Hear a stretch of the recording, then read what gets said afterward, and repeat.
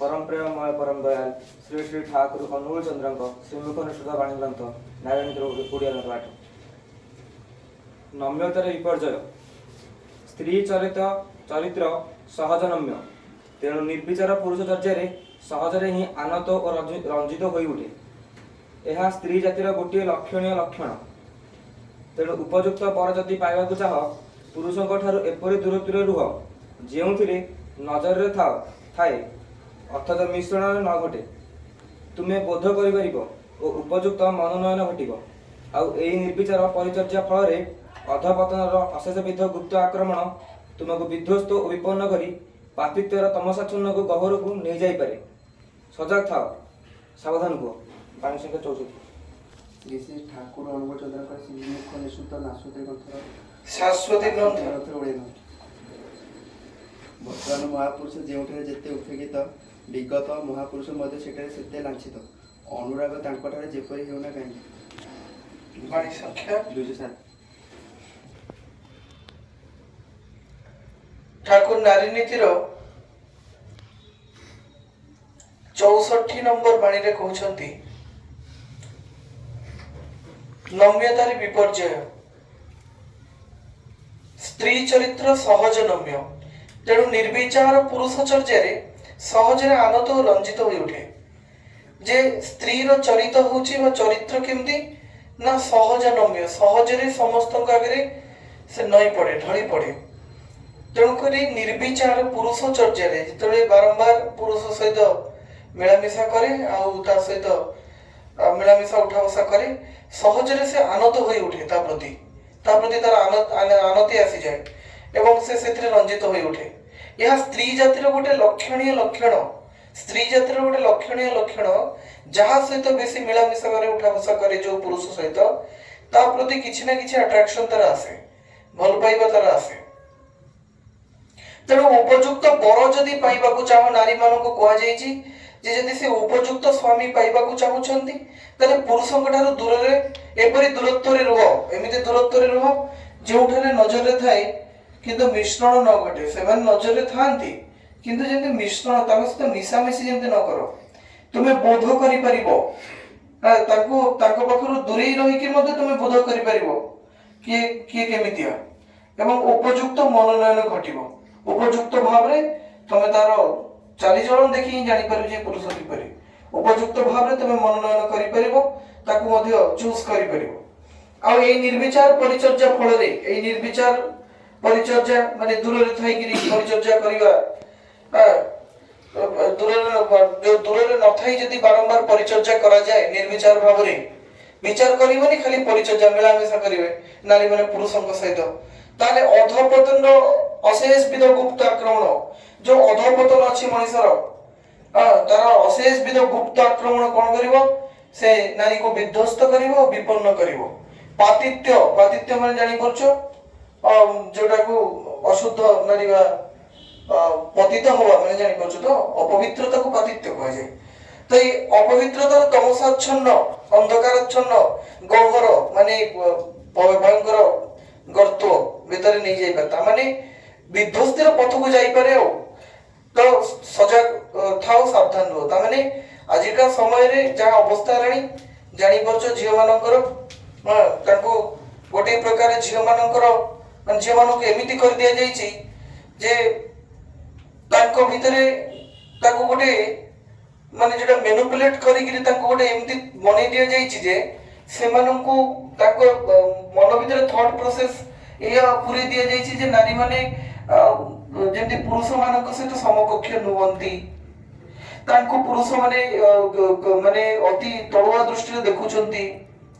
तो सेइथि भई एटा ठीक अछि नारी मानक सहित निर्यातन बहुत काल धरि एई आसी किंतु तार माने एया नुह जे नारी को एटा बतै दिया जाईची जे गोटे छोटे छोटे कटा कटा कपड़ा पिंधियाटा तार स्वाधीनता तार माने एटा नारी को बुझे दिया जाईची जे माने बापा मां जेतले से परमिशन देतिले की दिन की राती अचिना अजणा पुरुष सहित से जुआर नै साडी बुली पडुची दौड़ी पडुची मां बापा छाडी दउछथि विवाह पूर्व जीव मन इच्छा को केतला पुओ संग सहित बुलिलाणी तार किछि ठीक ठिकाना नै से मोह कला करू धला करू से अलग कथा। तेणुक ତେଣୁକରି ବର୍ତ୍ତମାନ ଯୋଉ ସମୟ ଆସିଗଲାଣି ତାର ମାନେ ଅଲଗା ମିନିଂ ବାହାରିଲାଣି ଯେ ହଁ ନାରୀର ସ୍ୱାଧୀନତାକୁ ନେଇକିରି ହିଁ ମଣିଷ ଲଢେଇ ଲଢୁଥିଲା ଯେ ନାରୀ ମାନେ ସ୍ୱତନ୍ତ୍ର ନୁହନ୍ତି ବା ନାରୀ ମାନଙ୍କୁ ବହୁତ ଖରାପ ଦୃଷ୍ଟିରେ ଦେଖାଯାଉଛି, ରାତି 12ଟାରେ ଗୋଟେ ନାରୀ ସୁରକ୍ଷିତ ନୁହଁ ବା ନାରୀ ମାନଙ୍କ ସହିତ ଭେଦଭାବ କରି ତାଙ୍କୁ ବନ୍ଦ କରି ଘର ଭିତରେ ରଖାହଉଛି, ଶିକ୍ଷିତ କରାହଉନି। ହଁ ଠିକ ଅଛି, କିନ୍ତୁ ୟା ଅଡୁଆଳରେ ଆଉ ଗୋଟେ ଜିନିଷକୁ ପ୍ରୋତ୍ସାହନ ଦିଆଯାଉଛି। ସେଟା କଣ ନା ନାରୀକୁ ସ୍ୱାଧୀନତା ଦେବା ବିଷୟ କହିକିରି ମନ ଇଚ୍ଛା ତାକୁ ପୁରୁଷ ସହିତ ବୁଲେଇ ଦିଆଯାଉଛି, ମନ ଇଚ୍ଛା ତାକୁ ଛୋଟ କପଡା ପିନ୍ଧେଇ ଦିଆଯାଉଛି। ଆଉ ୟା ଭିତରେ ବି ଷଡଯନ୍ତ୍ର ଅଛି, ମାନେ ବଲିଉଡ ଇଣ୍ଡଷ୍ଟ୍ରିର ଅଲଗା ଅଲଗା ଜାଗାର। ତାମାନେ ନାରୀକୁ ଏଠି ମନୋରଞ୍ଜନର ପାତ୍ର ବନେଇ ଦିଆଯାଉଛି। ନାରୀକୁ କୁହାଯାଉଛି ଯେ ତୁମକୁ ଆମେ ସ୍ୱାଧୀନତା ଦଉଛୁ।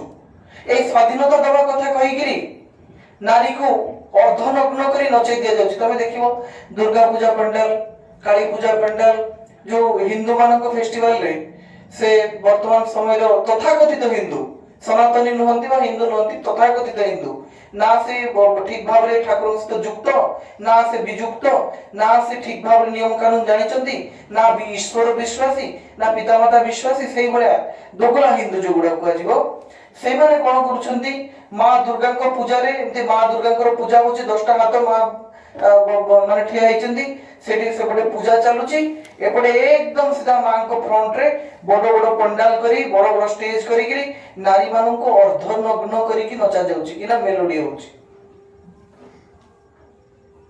ତ ନାରୀର ସମ୍ମାନ କୋଉଠି? ଏଠି ନାରୀକୁ 10ଟା ହାତର ଉପରେ ତିଆରି କରି ପୂଜା କରୁଛ, বিভিন্ন বেদ মন্ত্র উচ্চারণ করে, বিভিন্ন শোভাযাত্রা কলস করে, তারপরে নারীকে তাଙ୍କ আগে সেই নারী জাতি যে নারীকে দুর্গা রূপে পূজা করা যাଉଛି সেই নারী জাতিକୁ উলগ্ন করে নচাই দিয়া যাଉଛି, যদি অর্ধনগ্ন করিকি নচাই দিয়া যাଉଛି।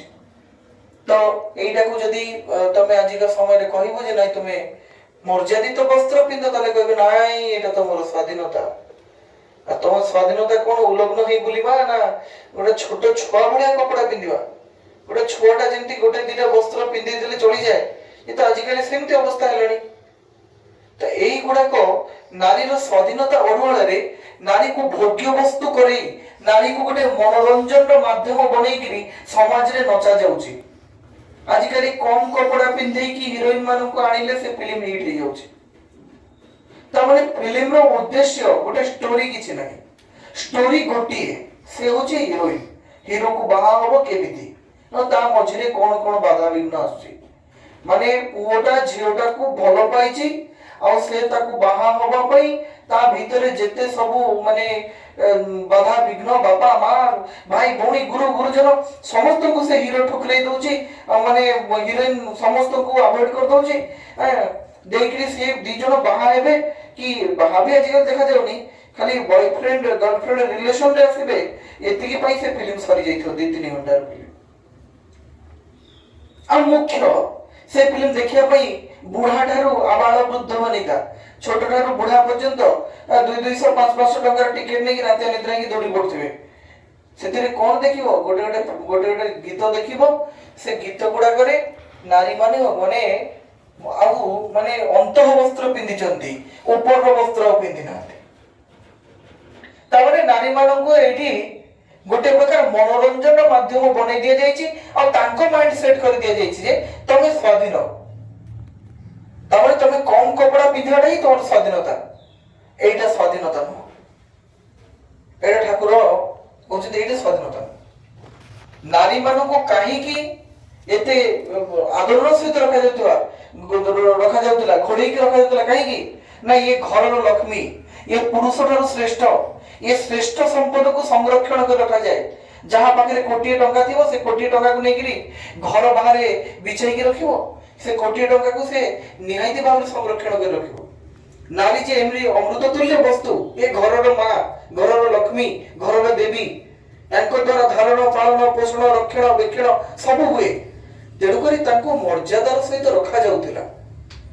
ଆମ ଇତିହାସରେ ନାରୀ ମାନଙ୍କୁ କେବେ ହତାଦର କରାଯାଇ ନାହିଁ। ଯଦି ଆମେ ପ୍ରକୃତ ଇତିହାସର ପ୍ରତିଲୋମକୁ ଗତି କରିବା ଆମେ ଦେଖିପାରିବା ନାରୀଙ୍କୁ ଦେବୀ ଭାବରେ ପୂଜା କରାଯାଇଛି, ନାରୀଙ୍କୁ ରାଣୀ କରାଯାଇଛି। ରାଣୀ ଲକ୍ଷ୍ମୀବାଇ ପୁଣି ସିଂହାସନରେ କେମିତି ବସିଥିଲେ? ଯଦି ନାରୀ ମାନଙ୍କୁ ଘରେ ରଖାଯାଉଥିଲା ତାହେଲେ ସେ ଜଣେ ରାଣୀ ସେ ସିଂହାସନରେ କେମିତି ଥିଲେ? ଦୁର୍ଗାବତୀ ଏମିତି ବଡ ବଡ ଯୋଉ ରାଣୀ ମାନେ ଥିଲେ ସେମାନେ କେମିତି ଦେଶକୁ ଶାସନ କରୁଥିଲେ, ତାଙ୍କ ରାଜ୍ୟକୁ ଶାସନ କରୁଥିଲେ? କାହିଁକିନା ନାରୀ ମାନଙ୍କୁ ଏକମାତ୍ର ସନାତନ ଧର୍ମରେ ପୂଜା କରାଯାଏ। ଆଉ କୋଉ ମଜହବରେ କୋଉ ଧର୍ମରେ କୌଣସି ଅବଲମ୍ବନରେ ସେଠି ପୁରୁଷ ଛଡା ନାରୀଙ୍କୁ ଦେବତା ବା ଦେବୀ ଭାବରେ ଗ୍ରହଣ କରାଯାଇ ନାହିଁ। ଦେଖିଲା ବେଳକୁ ଏଠି ନାରୀ ଶକ୍ତି। ତ ନାରୀଙ୍କୁ ସନାତନ କେବେ ଅଶ୍ରଦ୍ଧା କରିନାହିଁ, ବରଂ ତାକୁ କୁହାଯାଇଛି ଯେ ଏଇ ନିୟମାବଳୀ ଭିତରେ ଚାଲ, ତମେ ହୁଅ କେତେ ବଡ ବଡ ପଦସ୍ଥ ହୁଅ, କିନ୍ତୁ ତମେ ଏଇ ନିୟମାବଳୀ ଭିତରେ ଯଦି ଚାଲି ପାରିଲ ତାହେଲେ ତୁମେ ଶ୍ରେଷ୍ଠ ସନ୍ତାନର ଜନନୀ, ତୁମେ ଗୋଟିଏ ମର୍ଯ୍ୟାଦିତ ସ୍ତ୍ରୀ। କାହିଁକିନା ତୁମେ ଯଦି ଖରାପ ହେଇଯିବ ତୁମ ପାଖରୁ ହଜାର ହଜାର ଖରାପ ସନ୍ତାନ, ଗୋଟିଏ ସନ୍ତାନ ଖରାପ ହେଲେ ସେ ଦୁନିଆଟାକୁ ନଷ୍ଟ କରିଦେଇପାରେ। ଗୋଟିଏ ଲାଦେନ ଜନ୍ମ ହେଲେ, ଗୋଟିଏ ଭୟଙ୍କର ପ୍ରାଣୀ କେହି ଜନ୍ମ ଗ୍ରହଣ କଲେ ସେ କଣ କରିବ? ସମାଜଟାକୁ, ଗୋଟିଏ ଦୁର୍ଯୋଧନ ଜନ୍ମ ହେଇଗଲେ ସମାଜଟାକୁ ବର୍ବାଦ କରିଦେବେ। ତେଣୁକରି ନାରୀର ଶୁଦ୍ଧତାର ପ୍ରୟୋଜନ ଅଛି ବୋଲି ଏତେ ଗୁଡାକ ରେଷ୍ଟ୍ରିକ୍ସନ ନାରୀକୁ ଦିଆଯାଉଛି। ପୁରୁଷର ବି ରେଷ୍ଟ୍ରିକ୍ସନ ଅଛି, ନହେଲେ ଠାକୁର ନାରୀ ମାନଙ୍କ ପାଇଁ ଏତେ ବେଶୀ ବହି, ନାରୀ ନୀତି ଗୋଟିଏ, ଦେବୀ ସୂକ୍ତ ଗୋଟିଏ, ଆଉ ଏମିତି ଦି ଚାରିଟା ବହି, ଦି ତିନିଟା ବହି ନାରୀ ମାନଙ୍କ ପାଇଁ କହିଛନ୍ତି। ଆଉ ଏଇ ଯୋଉ 25,000 ପୃଷ୍ଠାରେ ଲେଖା ହେଇଛି, ଏ ତ ସବୁ ଲେଖା ହେଇଛି ପୁରୁଷ ସମାଜ ନାରୀ ସମାଜ ଉଭୟଙ୍କ ପାଇଁ ଲେଖା ହେଇଛି। ତାମାନେ ନିୟମ ନାରୀ ଠାରୁ ପୁରୁଷ ଜୀବନରେ ଅଧିକ। କିନ୍ତୁ ଲୋକଙ୍କ ଥଟ୍ ପ୍ରୋସେସ ଏଇଆ ଯେ ଠାକୁର ବୋଧେ ନାରୀ ମାନଙ୍କୁ ଗୋଟେ ଗୋଟେ ପୁରୁଣା କାଳିଆ ଥଟ୍ରେ ବାନ୍ଧି ରଖିବାକୁ ଚାହୁଁଛନ୍ତି, ଘୋଡେଇ ରଖିବାକୁ ଚାହୁଁଛନ୍ତି, ସେଇଆ ନୁହଁ। ଏମିତି ଯୋଉ ଟପିକଟା ଆମେ ପଢିଲେ, ଏଥିରେ ଯଦି ସେ ନାରୀ ଠିକ ମନ ଇଚ୍ଛା ବୁଲି ବାହାରି ପଡିବ, ମନ ଇଚ୍ଛା କୁଆଡେ ଯିବ, ଆଜିକା ସମାଜରେ କେତେ ରେପ ସଂଖ୍ୟା ବଢିଲାଣି, କେତେ ବଳାତ୍କାର ହଉଛି, କେତେ ମାରି ଦିଆଯାଉଛି, ତ ସେ ତାର ଶିକାର ହବ। ସ୍ୱାଧୀନତାର ଦୁହାଇ ଦଉଥିବ, ଦେଖିଲା ବେଳକୁ ସେ ଯାଇକିରି କୋଉଠି ତାକୁ ମାରିକିରି କାଟିକି କେତେ ଖଣ୍ଡ କରିକିରି ବସ୍ତାରେ ପୁରେଇକିରି ନଈରେ ନାଳରେ ବସେଇକିରି। ତେଣୁକରି ପରମ ପିତାଙ୍କର ସବୁ ବାଣୀକୁ ବୁଝିବା ଦରକାର। ଏଜୁକେଟେଡ, ଆକ୍ଚୁଆଲି ହାୟର ଏଜୁକେଟେଡ ଯିଏ, ସିଏ ଠିକ ଜାଣିପାରିବ। ଆଉ ଯିଏ ଦର ପୋଡା ଯେମିତି ଥାନ୍ତି, ଦର ସିଝା, ଇଏ ସେମିତି ଯୋଉ ଅଧା ଅଧା ଯୋଉମାନେ ବୁଝିଛନ୍ତି ସେଇମାନେ ହିଁ ସେଇ ଶିକ୍ଷିତ ସମାଜ ନିନ୍ଦା କରେ।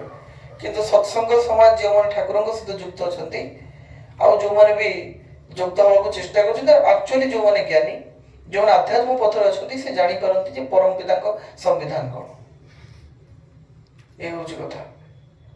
ଠାକୁର ଶାଶ୍ୱତୀ ଗ୍ରନ୍ଥର ଧର୍ମ ଅଧ୍ୟାୟରେ କହୁଛନ୍ତି, ବର୍ତ୍ତମାନ ମହାପୁରୁଷ ଯେଉଁଠାରେ ଯେତେ ଉପେକ୍ଷିତ, ବର୍ତ୍ତମାନ ମହାପୁରୁଷ ଯିଏ, ସେ ଯେଉଁଠାରେ ଉପେକ୍ଷିତ ମାନେ ତାଙ୍କୁ ଆଭଏଡ କରାଯାଉଛି, ତାଙ୍କୁ ଦୁର୍ବ୍ୟବହାର କରାଯାଉଛି, ତାଙ୍କୁ ଗ୍ରହଣ କରାଯାଉ ନାହିଁ, ବିଗତ ମହାପୁରୁଷ ମଧ୍ୟ ସେଠାରେ ସେତେ ଲାଞ୍ଛିତ। ବିଗତ ମହାପୁରୁଷ ମାନେ ମଧ୍ୟ ସେଟା ଲାଞ୍ଛିତ, ସେମାନେ ବି ସେଠି ସମ୍ମାନ ପାଇବେନି। ଅନୁରାଗ ତାଙ୍କଠାରେ ଯେପରି ହଉନା କାହିଁକି, ତା ଠିକ ଜାଣ, ଯେତେ ବିଗତ ମହାପୁରୁଷଙ୍କ ପ୍ରତି ତୁମେ ଅନୁରାଗ ଦେଖାଉ ନା କାହିଁକି, ଯିଏ କହିବ ପ୍ରଭୁ ରାମଙ୍କ କଥା, ଯିଏ କହିବ ପ୍ରଭୁ କୃଷ୍ଣଙ୍କ କଥା, ଯିଏ କହିବ ପ୍ରଭୁ ଜଗନ୍ନାଥଙ୍କ କଥା, କିନ୍ତୁ ଏତେ କଥା କହିଲା ପରେ କହିବ ଅନୁକୂଳ ଚନ୍ଦ୍ର ଠାକୁର ନୁହଁ, ସେ ଅମୁକ, ସେ ଡିଙ୍କି, ସେ ଜୟଗୁରୁବାଲା, ସେ ଅମୁକ। ମୁଁ ଡାଇରେକ୍ଟ କଥା ଗୁଡାକ କହେ, ହୁଏତ କାହାକୁ ଖରାପ ଲାଗିପାରେ, ଯେହେତୁ ତୁମେ ମାନେ ମୋର ଛାତ୍ର ଏବଂ ଯାହା ମଧ୍ୟ ୟୁଟ୍ୟୁବରେ ବି ପୋଷ୍ଟ କରାଯାଉଛି, ବହୁତ ଲୋକ ଦେଖୁଛନ୍ତି, ତ ଏତେ କରି ସୁନ୍ଦର କି ଅସୁନ୍ଦର ମୁଁ ଜାଣିନି, ଯେ ଡାଇରେକ୍ଟ କଥା ଗୁଡାକ କୁହାଯାଉଛି, ଏଗୁଡାକ ଟିକେ ଭାବିକି ବିଚାର କରିକି ଦେଖ ଯେ ଏଗୁଡାକ କିପରି କଥା। ଯୋଉମାନେ, ସେଇଥିପାଇଁ ବିବେକାନନ୍ଦ କହିଲେ, ଯାହାର ହୃଦୟ ସରଳ ସେ କାହାକୁ ତିରସ୍କାର କରେ ନା। ଯିଏ ରାମଚନ୍ଦ୍ରଙ୍କୁ ମାନୁଥିବ, ଯିଏ ଶ୍ରୀକୃଷ୍ଣଙ୍କୁ ମାନୁଥିବ, ପ୍ରଭୁ ଶ୍ରୀମନ ନାରାୟଣଙ୍କୁ ମାନୁଥିବ, ଯିଏ ପ୍ରଭୁ ଜଗନ୍ନାଥଙ୍କୁ ମାନୁଥିବ, ସେ ଠାକୁରଙ୍କୁ କାହିଁକି ନ ମାନିବ? କାହିଁକିନା ସିଏ ଯଦି ଆକ୍ଚୁଆଲି ମାନୁଛି, ସେ ଜାଣିଛି ଏକ ବ୍ରହ୍ମ ଦ୍ୱିତୀୟ ନାସ୍ତି, ବ୍ରହ୍ମ ଏକ ଆଉ ଅଦ୍ୱିତୀୟ। ଯଦି ଅଦ୍ୱିତୀୟ ବ୍ରହ୍ମ, ଦ୍ୱିତୀୟ କେହି ନାହାନ୍ତି, ଏକ ପ୍ରଭୁ, ଏକ ଭଗବାନ, ସେ ଯୁଗେ ଯୁଗେ ସମସ୍ୟାର ସମାଧାନ ନେଇକି ସେ ଅବତୀର୍ଣ୍ଣ ହୁଅନ୍ତି, ଆସନ୍ତି, ଓହ୍ଲେଇ ଆସନ୍ତି ଲୋକଙ୍କର। ନା ଠାକୁର ଆସି ଡକାୟତି ଶିଖେଇଥିଲେ? ଯେଉଁମାନେ ବିରୋଧ କରୁଛନ୍ତି ତାଙ୍କୁ ଏତିକି ପ୍ରଶ୍ନ, ଠାକୁର ଆସି ଡକାୟତି ଶିଖେଇଥିଲେ ନା ଚୋରି କରିବା ଶିଖେଇଥିଲେ? ନା କୋଉଠି କାହାର ଭକ୍ତି ଭାବନାକୁ ଠେସ ପହଞ୍ଚେଇଥିଲେ? ନା କାହାକୁ କୋଉଠି ଉଠେଇ ନେବାକୁ କହୁଥିଲେ? ନା କାହାକୁ ଭୋକିଲା ରଖିବା କଥା କହୁଥିଲେ? ସିଏ ତାଙ୍କୁ ବିରୋଧ କର।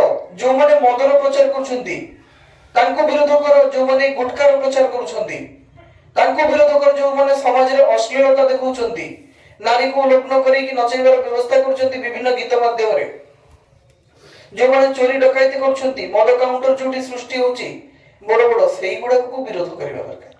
ନା କି ଯିଏ ଶାନ୍ତି ସ୍ଥାପନା ପାଇଁ ଆସିଛି, ଯିଏ ମଣିଷକୁ ସତମାର୍ଗ ଦେଖାଉଛି, ଯାହାକୁ ଅନୁସରଣ କଲେ ଜୀବନ ପରିବର୍ତ୍ତନ ହେଇଯିବ, ସେ ତାଙ୍କୁ ଯିଏ ବିରୋଧ କରେ ତା ମାନେ ସେ ସତ୍ ନୁହଁ, ସେ ଅସତରେ ବିଶ୍ୱାସୀ। ଯିଏ ଅସତରେ ବିଶ୍ୱାସୀ ସେ ସତକୁ ସହି ପାରେ ନା। ଯିଏ ଏକଦମ ନେଗେଟିଭିଟି ଭିତରେ ଭର୍ତ୍ତି ହେଇକି ଥିବ ତାକୁ ପଜିଟିଭ ଜିନିଷ ଗୁଡାକ ଖରାପ ଲାଗିବ। ଆଉ ଯିଏ ପ୍ରକୃତ ପଜିଟିଭ ମଣିଷ ସେ ପଜିଟିଭ ଜିନିଷକୁ ଗ୍ରହଣ କରିବ। ତାମାନେ ଯାହାର ହୃଦୟ ସରଳ, ଯିଏ ଭଗବାନଙ୍କର ଏକ ସତ୍ତାକୁ ବୁଝି ପାରିଛି ଯେ ଏକ ଭଗବାନ ବିଭିନ୍ନ ରୂପରେ ଅଛନ୍ତି, ନରଦେହ ନାରାୟଣ ଅଛନ୍ତି ଆମେ ସମସ୍ତେ ଜାଣିଛେ, ଯିଏ ପ୍ରକୃତ ଭକ୍ତ, ଯିଏ ପ୍ରକୃତ ସ୍ନେହୀ, ଯିଏ ପ୍ରକୃତ ପ୍ରେମୀ ପୁରୁଷ ବା ପ୍ରେମୀ ନାରୀ ବା ଯିଏ ପ୍ରକୃତ ମନୁଷ୍ୟ, ସେ ସମସ୍ତଙ୍କ ଭିତରେ ନାରାୟଣଙ୍କୁ ଦେଖେ, ସମସ୍ତଙ୍କ ଭିତରେ ଭଗବାନଙ୍କୁ ଦେଖିପାରେ। ଆଉ ସେ ବିରୋଧ କୋଉଠୁ କରିବ? ବୁଝେ ନା କେମିତି ତୁମେ କି ତୁମର ପରିଚୟ, ଚଲା ବୁଲା ହସ ଖେଳା କିଛି ଆମ ପରି ନୁହଁ। ତ ସିଏ ନିହାତି ଜାଣିପାରିବ ଯେ ଭଗବାନ ଏ କି ଅଦୃଷ୍ଟ, ମାନେ କେତେ ବଡ ଆଶ୍ଚର୍ଯ୍ୟଜନକ କଥା। ଜଣେ ମହାପୁରୁଷ ତାଙ୍କ ଜୀବନଟା ସମ୍ପୂର୍ଣ୍ଣ ଆଦର୍ଶମୟ।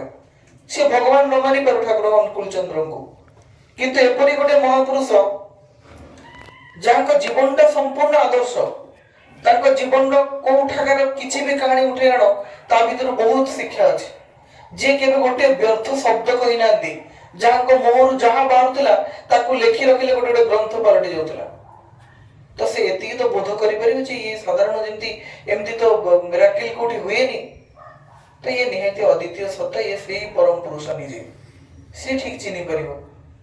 ଆଉ ଯାହାର ଏଗୁଡାକ ସହିତ ମତଲବ ନାହିଁ, ମଦ ମାଂସ ସିଗାରେଟ ବିଡି ଚୋରି ନାରୀ ଏ ଭିତରେ ଯିଏ ବୁଡିକି ରହିବ ତାକୁ ଏଗୁଡା କିଛି ଜଣା ପଡିବନି। କିଏ ଆଇଲେ କିଏ ଗଲେ, ଖାଇଲେ ପିଇଲେ ଟିକେ ଶୋଇଲେ, କୁଆଡେ ବୁଲି ଗଲେ, ଆଉ ସତ ଜିନିଷକୁ ବିରୋଧ କଲେ। ତେଣୁକରି ଚେଷ୍ଟା କରିବା ସମସ୍ତେ ଠାକୁରଙ୍କୁ ମାନିବାକୁ। ଜୟ ଗୁରୁ।